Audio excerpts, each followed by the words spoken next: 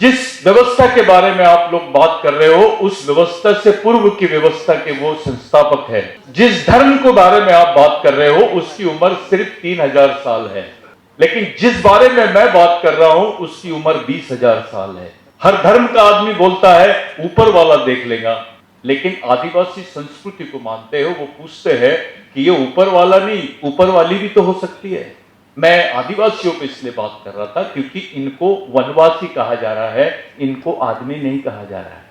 वनवासी का मतलब होता है जंगल में रहने वाला शेर, सुअर और आदिवासी। 13 साल की आदिवासी बच्ची जिसके हाथ में किताब होना चाहिए था, उसके हाथ में बंदूक है।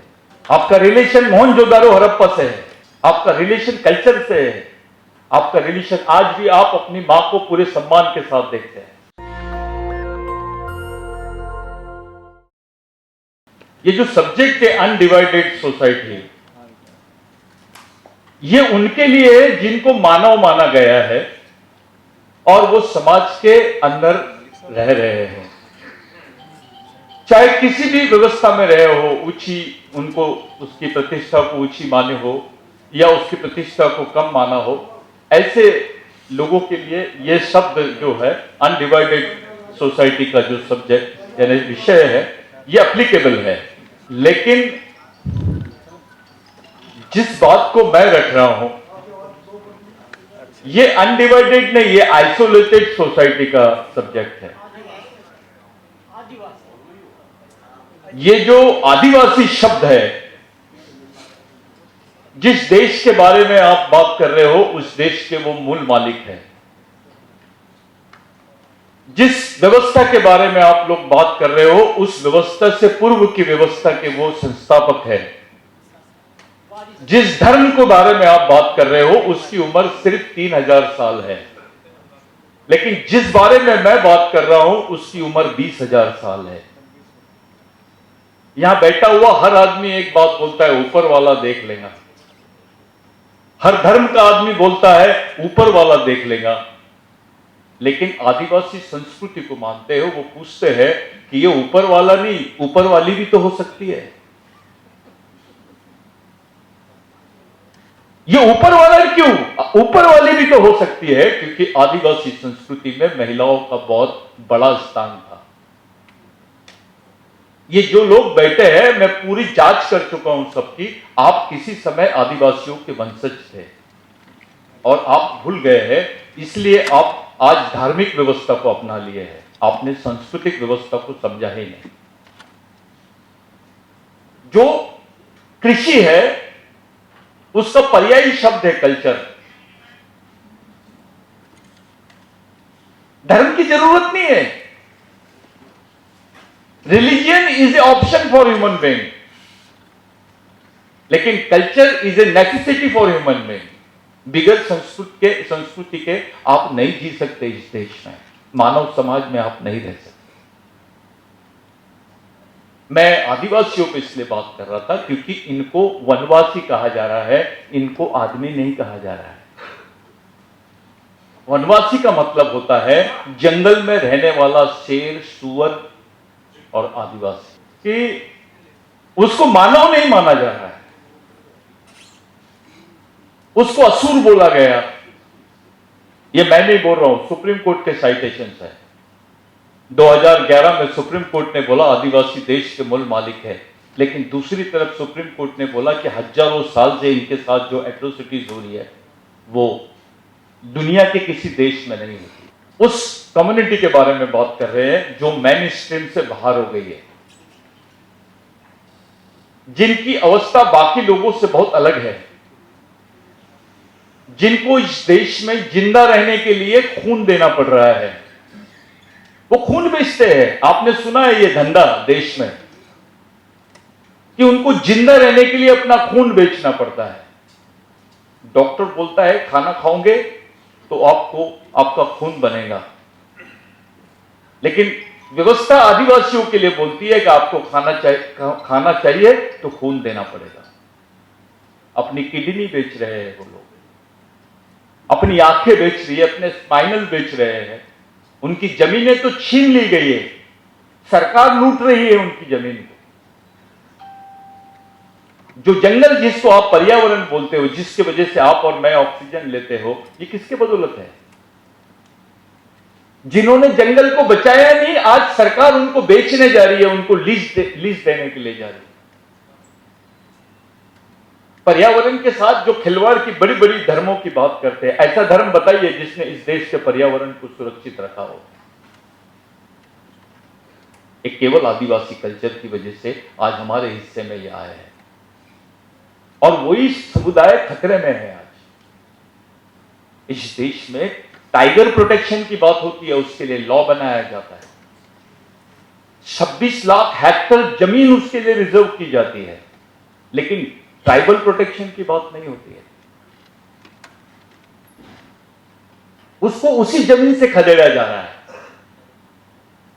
किसी देश में ऐसा व्यवहार आदिवासियों के साथ में नहीं हो रहा है जो भारत में हो रहा है। जो इस मूल जमीन का मालिक है इस देश की, ये अनडिवाइडेड सोसाइटी पर मैं कमेंट्स करना चाह रहा हूं कि जो इस देश की मूल जमीन का मालिक है, वो आदमी इस व्यवस्था का, यानी इस देश का पहला आदमी, इस व्यवस्था का आखिरी आदमी, अनवांटेड आदमी कैसे बन गया? अनवांटेड ह्यूमन बीइंग बोलते हैं उसको सप्लीमेंट्री ह्यूमन बीइंग का एक टाइटल मिला है। किसी को किडनी होना तो आदिवासियों की ले लो, किसी को ब्लड होना तो आदिवासियों की ले लो, किसी को जमीन होना तो आदिवासियों की ले लो। ये सब्स्टिट्यूट ह्यूमन बीइंग का एक उनको टैग लग गया है। ये मैं नहीं बोल रहा हूं, सुप्रीम कोर्ट के साइटेशन से। ऐसी अवस्था कौन से समाज की है जिसको जिंदा रहने के लिए इस स्तर का संघर्ष करना पड़ता है? ये कौन से? ये तो जातिवाद से भी खतरनाक चीज है। 13 साल की आदिवासी बच्ची देश में, 13 साल की आदिवासी बच्ची जिसके हाथ में किताब होना चाहिए था, उसके हाथ में बंदूक है।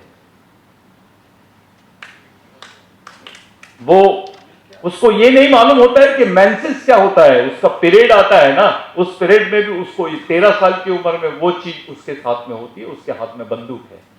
व्यवस्था किसी से डायलॉग करने के लिए तैयार नहीं है कि तुमने बंदूक क्यों पकड़ा है।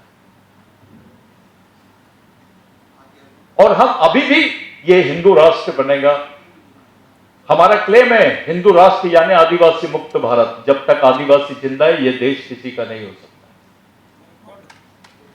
क्योंकि वो मूल मालिक है इस देश के। इस देश में वो बातें जिस पर कोई, यानी जिसका कोई लेना देना नहीं है आम आदमी के जीवन से, उन बातों पर चर्चा कर रहे हैं। बहुत अच्छा, मैं मलिक साहब को बहुत बधाई देना चाहता हूं कि जब संविधान खत्म हो रहा है, उस सेंसिटिव पीरियड में आप लोगों ने डिस्कशन किए। शायद आपको आपके मीटिंग का महत्व नहीं मालूम, अगर ये गढ़चिरौली के लोगों को पता चल जाएगा, बस्तर के लोगों को पता चल जाएगा, और नंदुरबार के आदिवासियों को पता चलेगा, मेलघाट के आदिवासी जहां पर आदमी भूख से मरता है, कुत्ता नहीं, आदमी, आदिवासी आदमी भूख से मरता है, वो लोग बोलेंगे दिल्ली में इतना बड़ा प्रोग्राम हो रहा है। उनके लिए ये बहुत महत्वपूर्ण है। जो आप जिस टाइप का डिस्कशन आज कर रहे हो, उनको ऐसा लगता है कि कुछ तो लोग होंगे हमारे बारे में बोलेंगे। आपके मीटिंग का इंपॉर्टेंस ये है, आपके तरफ सब लोग देख रहे हैं। आदिवासियों ने जाट और जाट, ये दोनों चीजों की बातों को बताया है। आप अंग्रेजी में जाट लिख दो और अंग्रेजी में जाट लिख दो, आपको समझ में नहीं आएगा। तो आदिवासियों को ऐसा लगता है जो जाट है ये हमारे वंशज है। कुछ तो करेंगे यार दिल्ली में बैठ, हमको ऐसा फील होता है, क्योंकि हम जानते हैं आपके जो रूट्स है वो धार्मिक रूट्स नहीं है, सांस्कृतिक रूट्स है।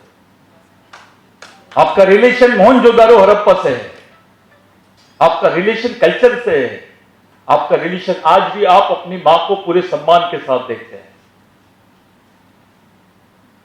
ये सच्चाई है। और हम उस कॉन्स्टिट्यूशन के बारे में बात कर रहे हैं जिसकी एज खत्म करने के कगार में आ गई है, जिसकी यानी प्रासंगिकता को खत्म करने का कंसेप्ट शुरू हो गया इस देश में। यह धार्मिक धर्मनिरपेक्ष संविधान है। इस देश में हर धर्म का आदमी रहता है, और एक ऐसा भी है जो किसी धर्म को नहीं मानता, वो कल्चरल पर्सन भी इस देश में रहता है। हमको धार्मिक आइडेंटिटी के सिवा कल्चरल आइडेंटिटी का कोई सब्जेक्ट ही नहीं रखे हम लोग। तो मेरा समय खत्म हो रहा है, लेकिन मैं जाते जाते एक शब्द आप लोगों से बोल के जा रहा हूं। साथियों, इस देश को अगर बचाना है, इस देश की अनडिवाइडेड सोसाइटी को अगर देखना है, तो आपको कल्चरल ह्यूमन राइट्स की बात करनी पड़ेगी, कल्चरल सोसाइटी की बात करेगी। रिलीजियस सोसाइटी में आप कभी यूनाइटेड नहीं हो सकते हैं। आपको एक राष्ट्रीय कल्चर के रूप में इसको खड़ा करना पड़ेगा, जो कृषि कल्चर है, जो बुनियादी कृषि कल्चर है, जो इसकी निर्माता महिला है, जिसको आप लोग कृषि संस्कृति बोलते हैं। आप उस संस्कृति के मालिक हो।